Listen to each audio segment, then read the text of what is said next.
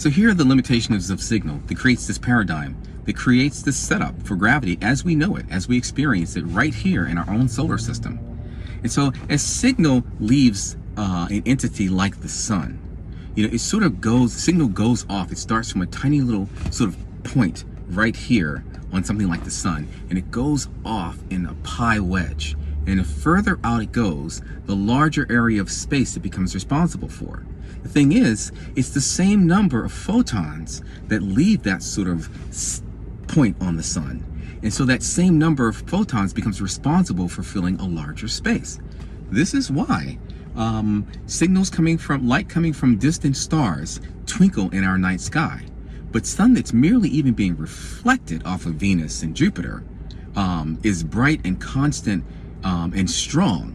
It's because that light coming from that star has come so far that from where it started, man, the size of that wedge, my arms could never go out far enough to show you just how thinned out those photons are as they become responsible for more space and more space and more space.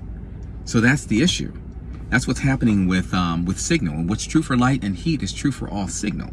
So here's what's happening. A signal coming from let me ask you this question.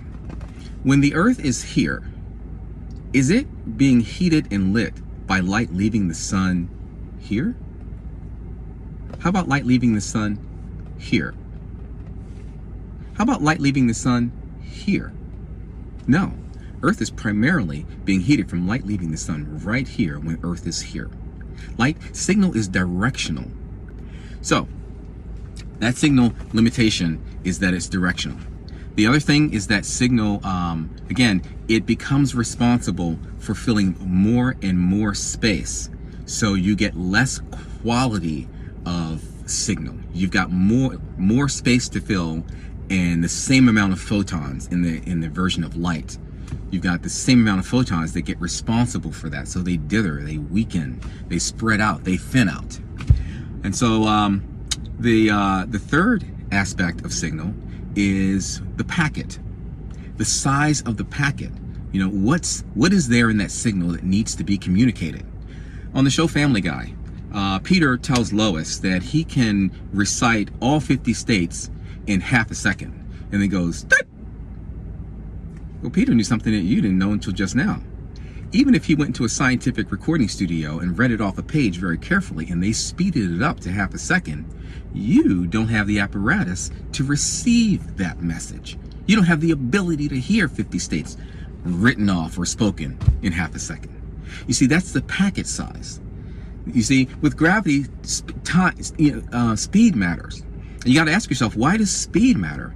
Well, because if a shooting star flies by Earth really fast, how long do you think, what kind of a message do you think you could get out if you were to yell out, "Hey, the people of Earth welcome you and consider you a wonderful presence, and we'd like you to, stop by anytime." Shooting stars go by like this. The people of Earth, like, oh, fuck. I dare you, any of you, to get a message like that out. It's the packet size. You understand? So this signal leaving this M1 that is triggering self-motion in this M2, something going as fast as Mercury is going 105,000 miles per hour in close proximity.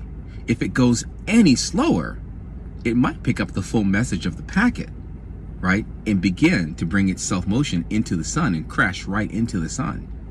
You see that every one of these planets sequentially decreases in orbital speed because Jupiter needs a lot more time to absorb a message that is thinning by the time it gets to Jupiter, right?